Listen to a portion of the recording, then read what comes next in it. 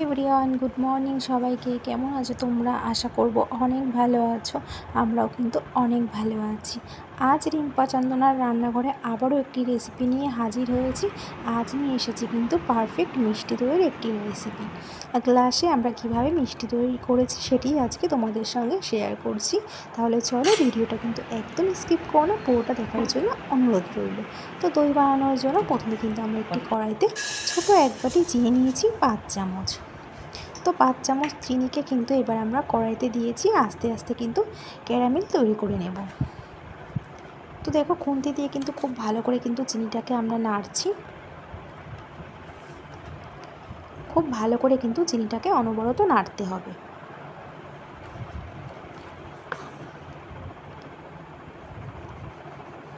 আমরা কিন্তু আস্তে আস্তেই কিন্তু ক্যারামেল তৈরি করে নেব। তো চিনিটাকে আমরা কিন্তু অনবরত নাড়তে থাকছি।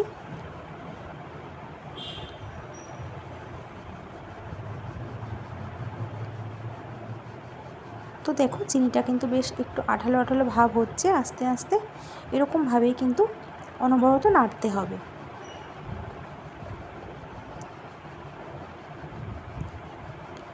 চিনিটা কিন্তু হালকা হালকাভাবে গলতে শুরু করছে। এরকমভাবেই কিন্তু আমরা কিছুক্ষণ নাড়ব, যতক্ষণ না পর্যন্ত ক্যারামেল তৈরি হয়। আমরা কিন্তু সুন্দর একটি কালার তৈরি করে নেব, লাল লাল ভাব।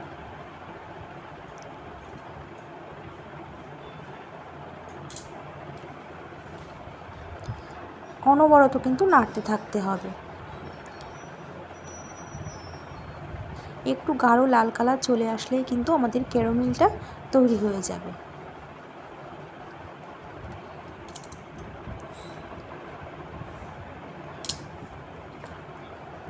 দেখুন কি সুন্দর হয়ে গেছে। কালারটাও কিন্তু খুব সুন্দর চলে এসেছে। বেশি পাক দেব না, তাহলে কিন্তু আবার ক্যারামেলটা তেতো হয়ে যাবে। আস্তে আস্তে কিন্তু আমরা কিন্তু ক্যারামেলের উপরে উষ্ণ গরম দুধ আমরা দিয়ে দেব।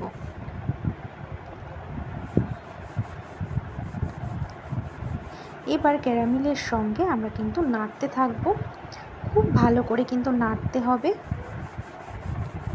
অনবরত কিন্তু নাড়তে থাকতে হবে।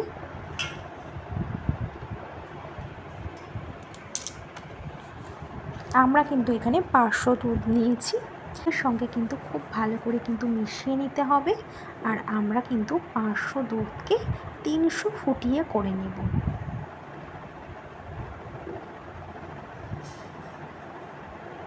খুব ভালো করে কিন্তু দুধটাকে অনবরত নাড়তে হবে।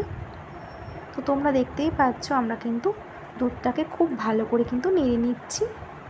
ঠিক এরকমভাবেই কিন্তু আমরা দুধটা কিছুক্ষণ নাড়ব।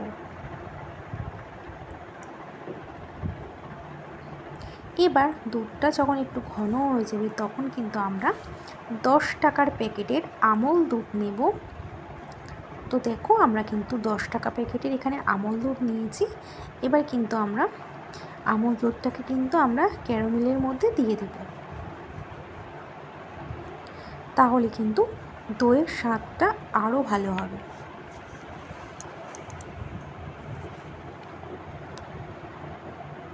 কিন্তু আমল দুধটা যখন খুব ভালো করে মিশে যাবে, তখন কিন্তু আমরা 3 চামচ চিনি দিয়ে দেব। আবার কিন্তু খুব ভালো করে আমাদের নাড়তে হবে। আমরা নাড়তেই থাকবো।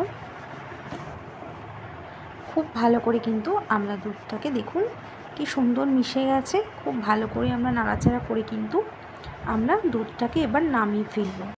এবার কিন্তু একটু ঠান্ডা করতে দেব। কিছুক্ষণ বাদে দেখব দুধটা উষ্ণ গরম আছে কি না। তারপরে আমরা এখানে 2 চামচ জল ঝরানো টক দই নিয়েছি।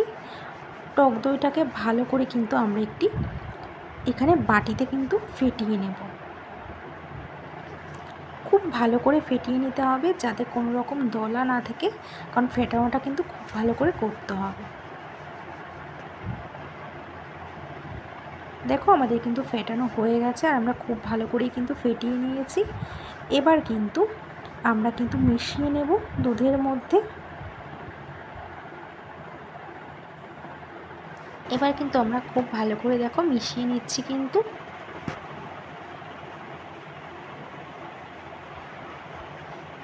খুব ভালো করে কিন্তু মিশিয়ে নিতে হবে।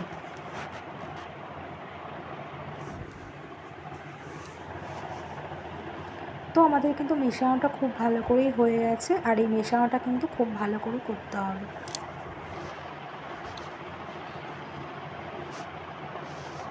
দেখুন কত সুন্দর মিশে গেছে। আমরা কিন্তু এখানে প্লাস্টিকের গ্লাসেই দেখাচ্ছি।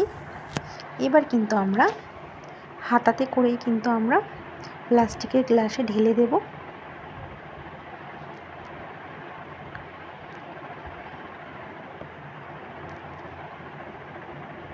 আমাদের কিন্তু 500 দুধে 3 গ্লাস মতন হয়েছে। এইভাবে কিন্তু আমরা 3টে গ্লাসে কিন্তু দেখুন ঢেলে নিয়েছি। তো দেখুন আমাদের কিন্তু 3 গ্লাস মতন হয়েছে। যেহেতু 500 দুধ দিয়ে আমরা করেছি এই জন্য 3 গ্লাস মতন হয়েছে। এবার কিন্তু ঢাকনা দিয়ে আমরা কিন্তু কোনো গরম জায়গায় রেখে দেব। কোনো মোটা কাপড় কিংবা গামছা কিংবা তোয়ালে তোমরা দিতে পারো। আমরা এখানে কাপড় দিয়েছি আর একটা গামছা দিয়েছি, কারণ এই ঘরটা অনেকটাই গরম, এখানে রোদ আসে, এর জন্য আমরা এখানে কিন্তু ঢাকনা দিয়ে রেখে দিয়েছি। জানলা দিয়ে অনেকটাই রোদ আসে এখানে।